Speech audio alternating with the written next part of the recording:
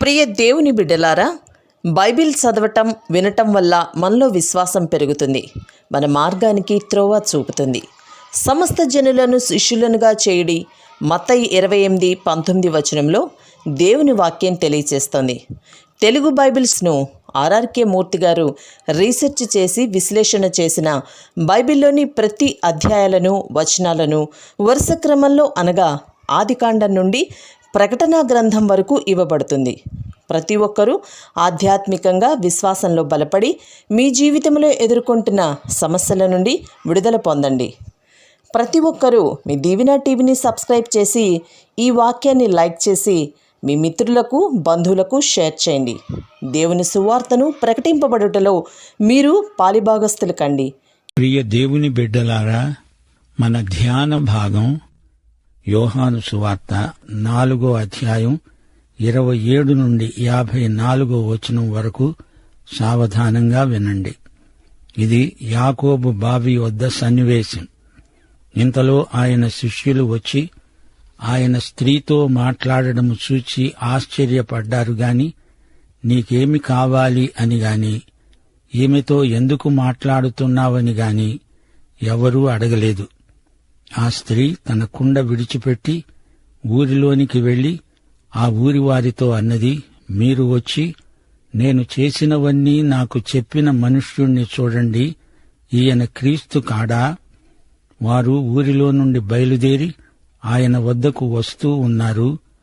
ఆలోగా శిష్యులు ఆయనను వేడుకున్నారు, బోధకుడా, భోంచెయ్యి. అందుకాయన వారితో అన్నాడు, భుజించడానికి మీకు తెలియని ఆహారము నాకున్నది. శిష్యులు ఒకరితో ఒకరు చెప్పుకున్నారు, ఆయన భుజించడానికి ఎవరైనా ఏమైనా తెచ్చారేమో. యేసు వారిని చూచి అన్నాడు, నన్ను పంపిన వాని చిత్తము నెరవేర్చటము, ఆయన పని తుదముట్టించటము నాకు ఆహారమై ఉన్నది. ఇక 4 నెలలైన తరువాత కోతకాలము వస్తుందని మీరు చెబుతారు గదా. ఇదిగో, మీ కన్నులెత్తి పొలాలను చూడండి, అవి ఇప్పుడే తెల్లబారి కోతకు వచ్చి ఉన్నాయి. విత్తేవాడు కోసేవాడు కూడా సంతోషించేటట్లు కోసేవాడు జీతము పుచ్చుకొని నిత్య జీవార్థమైన ఫలము సమకూర్చుకుంటున్నాడు. విత్తేవాడొకడు, కోసేవాడొకడు అనే మాట ఈ విషయంలో సత్యమే. మీరు దేనిని గూర్చి కష్టపడలేదో దానిని కోయటానికి మిమ్ములను పంపాను. ఇతరులు కష్టపడ్డారు, మీరు వారి కష్టఫలములో ప్రవేశిస్తున్నారు. సమరయ స్త్రీ యేసునందు విశ్వాసముంచింది. యేసు తన రక్షకుడని నమ్మింది. ఆమె విశ్వాసం రక్షించే విశ్వాసం. వెంటనే ఆమె యేసుకు నమ్మకమైన సాక్షి అయింది. ఆ పళాన ఊళ్ళోకి వెళ్లి కనిపించిన ప్రతి ఒక్కరికి యేసును గురించి చెప్పింది. స్త్రీలు కాదు, పురుషులు ఆమె మాట విన్నారు. ఆమెకు పురుషులతోనే ఎక్కువ పరిచయం ఉంది. యాకోబు బావి దగ్గర ఒక ఆయన ఉన్నాడట. ఈమె గతంలో చేసిందంతా ఆయన చెప్పాడట. ఆ మహానుభావుణ్ణి చూతాము రండి అంటూ బావి దగ్గరే కూర్చున్న యేసు దగ్గరికి వచ్చారు. ఆమె సాక్ష్యాన్ని బట్టి వారు వచ్చారు. ఆమె ఒక సాక్షిగా తన విశ్వాసాన్ని ప్రభువుకు ఈ విధంగా చూపింది. అసలు యేసు ప్రభువు ఈ సమరయ మార్గాన ఎందుకు వచ్చినట్లు? ఈ సమరయ స్త్రీ కోసమే. అదే ఆయన తండ్రి చిత్తం, అదే దేవుని పని. ఈ సంఘటన డిసెంబరు నెలలో జరిగింది. ఆ ప్రాంతాలలో కోతకాలం ఏప్రిల్ నెలలో వస్తుంది. ఈ రోజున ఇది మనకు ఆధ్యాత్మికంగా కోతకాలం కాదు, విత్తనాలు వేసే కాలం. మనం దేవుని వాక్యమనే విత్తనాలు చల్లే కాలమిది. విత్తనాలు చల్లకుండా పంట ఎలా కోస్తామో అనేక పద్ధతుల్లో దేవుని వాక్యపు విత్తనాలను చల్లుతున్నాము. పంట కోత కాలంలో విత్తనాలు చల్లము గదా, మనం విత్తుతాము. సంఘాలు పంట కోస్తాయి. మంచి పంట రావాలంటే బాగా విత్తనాలు వెయ్యాలి, బీడు భూములను దున్నాలి. యోహాను సువార్త 4వ అధ్యాయం 39వ వచనం నుండి, నేను చేసినవన్నీ నాతో చెప్పాడని సాక్ష్యమిచ్చిన స్త్రీ యొక్క మాటను బట్టి ఆ ఊరిలోని సమరయులలో అనేకులు ఆయన యందు విశ్వాసముంచారు. ఆ సమరయులు ఆయన వద్దకు వచ్చి తమ వద్ద ఉండుమని ఆయనను వేడుకున్నారు. గనుక ఆయన అక్కడ 2 దినాలున్నాడు. ఆయన మాటలు విన్నందున ఇంకా అనేకులు నమ్మి ఆ స్త్రీని చూచి, ఇక మీదట నీవు చెప్పిన మాటను బట్టి కాక మా మట్టుకు మేము విని ఈయన నిజముగా లోకరక్షకుడని తెలుసుకొని నమ్ముతున్నాము అన్నారు. ఆ 2 దినములైన తరువాత ఆయన అక్కడి నుండి బయలుదేరి గలిలయకు వెళ్ళాడు. ఎందుకనగా ప్రవక్త స్వదేశములో ఘనత పొందడని యేసు సాక్ష్యమిచ్చాడు.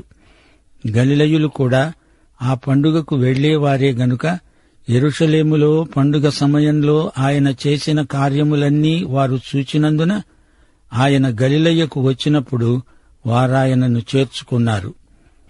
సమరయ స్త్రీ అంతవరకు ఎంత పాపాత్మురాలో ఇప్పుడు అంత పరిశుద్ధురాలు, భక్తురాలు అయింది. ఈ పరివర్తనకు కారకుడు యేసుక్రీస్తు. జీవజలపు బావి యేసే. యేసు దగ్గరికి వచ్చి వారందరూ జీవజలం తాగారు, దప్పి తీర్చుకున్నారు. నీకు దప్పి అయిందంటే ఇదిగో ఇక్కడే నీకు సమృద్ధి జీవజలం. దప్పిగొన్న వారలారా రండి, తాగండి, తృప్తి చెందండి అంటున్నాడు యేసు. జీవజల ప్రదాత యేసే. నీవు పాపివి అని నీవు గ్రహించే వరకు నీకు దప్పి కాదు. యెషయా గ్రంథం 55వ అధ్యాయం 1వ వచనం పిలుస్తోంది, దప్పిగొన్న వారలారా నీళ్ల వద్దకు రండి, రండి. రూకలు లేకపోయినా ఏమీ ఇవ్వకుండానే ద్రాక్షరసమును పాలను కొనండి. మీరేమీ ఖర్చు చెయ్యనక్కర్లేదు. యేసే దానికి వెల చెల్లించాడు. దానికోసం తన రక్తమూల్యం చెల్లించాడని తెలుసుకోండి. యోహాను సువార్త 7వ అధ్యాయం 37వ వచనంలో యేసు ప్రభువు ఇదే పిలుపిచ్చాడు. ఎవడైనా దప్పిగొన్న ఎడల నా వద్దకు వచ్చి దప్పి తీర్చుకోవాలి. మరే విధంగానూ నీ ఆధ్యాత్మిక దాహం తీరదు. సమరయులెందరో వచ్చారు, జీవజలపానం చేశారు. వారి దప్పి తీరింది, వారు ధన్యులయ్యారు. ఒక్క వ్యక్తి సాక్ష్యం ద్వారా ఆ ఊరంతా రక్షించబడింది. ప్రియ సోదరుడా, సోదరి, నీవు యేసుకు అలాంటి సాక్షివా? పరిశుద్ధాత్మ మీ మీదికి వచ్చినప్పుడు మీరు శక్తి నొందుతారు. అప్పుడు భూదిగంతాల వరకు నాకు సాక్షులై ఉంటారు అన్నాడు ప్రభువు. జీవజలం తాగిన వారికి ఆయన సాక్షులవడానికి శక్తి వస్తుంది. తల్లిదండ్రుల సౌశీల్య ప్రభావం వారి సంతానముపై పడుతుంది. సాక్షి ఇతరులను తన వైపునకు కాదు, క్రీస్తు వైపునకు తిప్పుతాడు. క్రీస్తు ఆకర్షణ ప్రభావం కిందికి ఇతరులను తెస్తాడు. సమరయులన్నారు, అమ్మా, నీ సాక్ష్యం వల్ల మేము రక్షకుణ్ణి కనుగొన్నాము, ఆయనను వెంబడిస్తాము. సాక్షి వెంబడి వచ్చి యేసును కనుగొన్నారు. ఆ తరువాత వారు యేసు వెంబడి జీవితాంతం నడుస్తారు. మనమంతా యేసు విమోచనాత్మక కృపకు సాక్షులం. ఇప్పుడు యేసు ప్రభు ఒక అధికారి కుమారుణ్ణి స్వస్థపరుస్తున్నాడు. 46వ వచనం నుండి, తాను నీళ్లు ద్రాక్షరసముగా చేసిన గలిలయలోని కానాకు ఆయన తిరిగి వచ్చాడు. అప్పుడు కపెర్నహూములో ఒక ప్రధాని కుమారుడు రోగి అయి ఉన్నాడు. యేసు యూదయ నుండి గలిలయకు వచ్చాడని అతడు విని ఆయన వద్దకు వెళ్లి తన కుమారుడు చావటానికి సిద్ధమై ఉన్నాడని, ఆయన వచ్చి వాణ్ణి స్వస్థపరచాలని వేడుకున్నాడు. యేసు అతనితో అన్నాడు, సూచక క్రియలను మహత్కార్యములను చూడకపోతే మీరెంతమాత్రమూ నమ్మరు. అందుకు ఆ ప్రధాని అన్నాడు, ప్రభూ, నా కుమారుడు చావక మునుపే రా. యేసు అతనితో అన్నాడు, నీవు వెళ్ళు, నీ కుమారుడు బతికి ఉన్నాడు. ఆ మనుష్యుడు యేసు తనతో చెప్పిన మాట నమ్మి వెళ్లిపోయాడు. అతడింకా వెళ్లుతూ ఉండగా అతని దాసులు అతనికి ఎదురుగా వచ్చి అతని కుమారుడు బతికి ఉన్నాడని తెలియచెప్పారు. ఏ గంటకు వాడు బాగుపడసాగాడని వారిని అడిగినప్పుడు వారతనికి చెప్పారు, నిన్న 1 గంటకు జ్వరం వాణ్ణి విడిచింది. నీ కుమారుడు బతికి ఉన్నాడని యేసు తనతో చెప్పిన గంట అదే అని తండ్రి తెలుసుకున్నాడు. గనుక అతడు అతని ఇంటి వారందరూ నమ్మారు. యేసు యూదయ నుండి గలిలయకు వచ్చి చేసింది ఇది రెండో సూచక క్రియ. యేసు సందర్శించిన స్థలాలు యోహాను యేసు డైరీ నుండి ఎత్తి రాస్తున్నాడా అనిపిస్తోంది గదూ. ఆయన సమరయ్య నుండి గలిలయకు వచ్చాడు. గలిలయులెందరో యేసునందు విశ్వాసముంచారు. వారు పెండ్లి విందు సమయంలో యేసు చేసిన అద్భుతం స్వయంగా చూచారు. ఆయన తిరిగి కానా గ్రామాన్ని సందర్శించాడు. ఆ దగ్గరలోనే కపెర్నహూము ఉంది. అక్కడ ఒక ప్రధాని కుమారుడికి జబ్బు చేసింది. తండ్రి తన కుమారుని కోసం యేసునందు విశ్వాసముంచాడు. తండ్రి విశ్వాసం కుమారుణ్ణి యేసు దగ్గరికి తేగలదు. దానికిదే గొప్ప ఉదాహరణ. మన పిల్లలు స్వయంగా యేసును కలుసుకునే అవకాశం మనం ఏర్పరచాలి. పిల్లలను ఆయన దగ్గరికి తేవడానికి ఇలాంటి తరుణం ఎంతగానో ఉపయోగపడుతుంది. నీకు ఉన్న సజీవ విశ్వాసం నీ పిల్లలపై గొప్ప ప్రభావం చూపెడుతుంది. మంచుకో చెడుకో తల్లిదండ్రులు పిల్లలను ప్రభావితం చేస్తారనేది నగ్న సత్యం, చేదు నిజం. ప్రభూ, నా కొడుకు చావు బతుకుల మధ్య ఊగిసలాడుతున్నాడు. నీవు వచ్చి వాణ్ణి స్వస్థపరచు. ఇది ఒక విశ్వాసి చేసిన ప్రార్థన. ఈ ప్రధానికి కావలసింది సూచక క్రియ కాదు, అద్భుతము కాదు. అతనికి కావలసింది తన కొడుకు. వాడు చావకముందే నువ్వు వాణ్ణి బతికించాలి. ఈ ప్రధాని విశ్వాసం పట్టు విడువనిది. యేసు అతని ప్రార్థనకు సత్వరంగా జవాబిచ్చాడు. యేసు ప్రధాని కుమారుణ్ణి దూరం నుంచే స్వస్థపరిచాడు. ప్రధాని తన కుమారుణ్ణి తెచ్చి ఉంటే ఎంత బావుండేది. ఆ కుర్రవాడు బాగైన తరువాత ఏదో సందర్భంలో తండ్రి అతణ్ణి ప్రభువు దగ్గరికి తెచ్చి ఉండవచ్చు. సమరయ్య స్త్రీ ఏం చేసిందో చూచారా? ఆ ఊరంతటినీ ప్రభువు దగ్గరికి తెచ్చింది. మీరు ఉద్యోగాలు చేస్తున్నారా? మీ చుట్టూరా మీతో కలిసి పనిచేసేవారు, ప్రభువును ఎరగని వారు ఎందరో ఉన్నారు. వారిని ప్రభువు దగ్గరికి తేవలసింది మీరే. వారితో మీకు మంచి స్నేహ సంబంధాలున్నాయి. వారి మీద మీ సౌశీల్యం సత్ప్రభావం చూపెట్టాలి. వారిని మీరు మెల్లిగా ప్రభువు దగ్గరికి నడిపించాలి. ప్రభువును నమ్మినందుకు ఇదే మనకు పరమార్థం, ఇదే మన కర్తవ్యం. సాయంకాలం 7 గంటలకు ప్రభువు ప్రధానితో నీ కుమారుడు బాగయ్యాడు అన్నాడు. సరిగ్గా అదే వేళకు అతడి కుమారుని జ్వరం పోయింది. ఈ విధంగా ఆ ప్రధాని కుటుంబమంతా ప్రభువుకు చెందిన కుటుంబమైంది. ప్రభు అయిన యేసునందు విశ్వాసముంచి చూడు, అప్పుడు నీవు నీ ఇంటివారు రక్షించబడతారు. ఇది నిజం. ఇది యేసు చేసిన సూచక క్రియ, అనగా యేసు మహిమాసూచకమైన అద్భుత క్రియ. యోహాను సువార్త 4వ అధ్యాయంలో మనమెన్నో ఆధ్యాత్మిక పాఠాలు నేర్చుకున్నాము. సమరయ్య స్త్రీని మనం మరిచిపోలేము. రక్షకుణ్ణి వ్యక్తిగతంగా కలుసుకున్న ఆనందంలో తన కడవను బావి దగ్గరే వదిలేసింది. తన కొత్త విశ్వాసాన్ని అందరితో పంచుకోవాలి అనే ఉద్రేకంతో ఆమెకు నీటి కడవ సంగతే మనసులో లేదు. నా గత జీవితంలో నేను చేసిందంతా ఇట్టే చెప్పేసిన ఈయన మెస్సియా. మన జీవితాలు కూడా ఆయన చూపులకు మరుగైనవి కావు. ఆయనను మేము కూడా చూస్తాం పదా అని యాకోబు బావి వద్ద కూర్చున్న యేసు వద్దకు సుకారీయులందరూ ఉన్నపాటున వచ్చేశారు. ఇదొక గొప్ప సంచలనం. ఈయన క్రీస్తు కాడా, వచ్చి చూడండి అంటూ వారిలో క్రీస్తు పట్ల ఆసక్తి రేకెత్తించింది సమరయ్య స్త్రీ. శిష్యులకు అర్థం కావటం లేదు. ఇంతకు ముందు ప్రయాణం చేత అలసిపోయి ఆకలిగొని ఉన్నాడు. ఇప్పుడు ఈయనకు ఆహారం సంగతే పట్టినట్లు లేదు.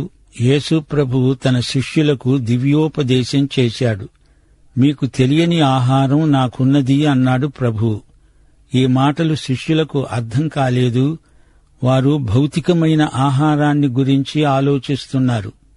నన్ను పంపిన వాని చిత్తము నెరవేర్చడమే నాకు ఆహారం. యేసు ఆహారమేదో అదే మన ఆహారం కూడా. యోహాను సువార్త 5వ అధ్యాయం 30వ వచనంలో కూడా ప్రభువు ఇదే మాట అన్నాడు. నా అంతట నేనే ఏదీ చెయ్యలేను, నేను విన్నట్లుగానే తీర్పు తీరుస్తాను. నన్ను పంపిన వాని చిత్త ప్రకారమే నేను చేయగోరుతాను, గాని నా ఇష్టప్రకారము చెయ్యగోరను. గనుక నా తీర్పు న్యాయమైనది. యోహాను సువార్త 8:29 నన్ను పంపినవాడు నాకు తోడై ఉన్నాడు. ఆయనకు ఇష్టమైన కార్యమే నేను ఎల్లప్పుడూ చేస్తాను. గనుక ఆయన నన్ను ఒంటరిగా విడిచిపెట్టలేదు. యేసు ప్రభువు శోధనలన్నిటినీ గెలిచిన మహావిజేత. మనుష్యుడు రొట్టె వలన జీవించడు గాని తండ్రి నోట వెలువడే ప్రతి మాట వలన జీవిస్తాడు. ఇదే ఆయన విజయ రహస్యం. యేసుకు ఆధ్యాత్మిక విలువలే ముఖ్యం. యోహాను సువార్త 17:4 తన మహాప్రార్థనలో ప్రభు అన్నాడు, చేయటానికి నీవు నాకిచ్చిన పని నేను సంపూర్ణముగా నెరవేర్చి భూమి మీద నిన్ను మహిమపరిచాను. విత్తనం వేసి పంటను విశ్వాసంతో ఇప్పుడే చూడాలి. సమృద్ధిగా విత్తితే సమృద్ధి పంట. సమరయులు ఎంతమంది వచ్చారంటే ఇది బంగారు పంట. విత్తేవానికి పంట కోసేవానికి అందరికీ ఆనందమే.